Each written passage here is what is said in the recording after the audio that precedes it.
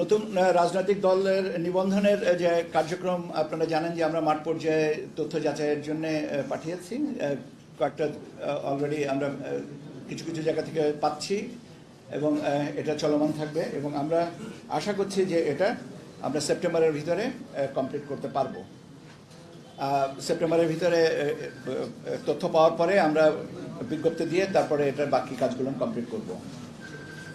জাতীয় সংসদের নির্বাচনী এলাকার সীমানা নির্ধারণ সংক্রান্ত যে কাজগুলো আপনারা জানেন যে গতকাল পর্যন্ত আমরা শুনানি নিয়েছি এবং আজ কালকেও আমরা শুনানি পরবর্তীতে আরও কিছু কাজ যেগুলো আছে যুক্তি পাল্টা যুক্তি এবং সেগুলো নিয়ে আলোচনা এবং এটা নিয়ে আজকেও আবার আমরা পরবর্তীতে বসব।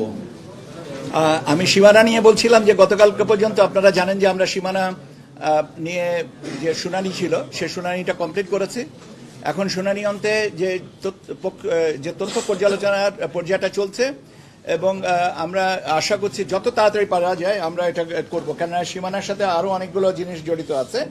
তবে আমাদের মোটামুটিভাবে ধারণা যে আগামী 15 সেপ্টেম্বরের ভিতরে এইগুলোকে চূড়ান্ত করতে পারবো এবং আপনার জিআইএসএ ম্যাপ জাতীয় যে কাজগুলো আছে সেগুলো আমরা 30 সেপ্টেম্বরের ভিতর কমপ্লিট করব।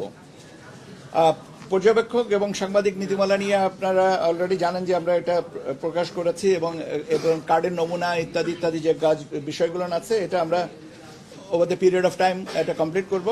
এর সাথে আপনাদের সাথেও একটা আলোচনার বিষয় আছে, সেটাও আমরা এর মধ্যে করব।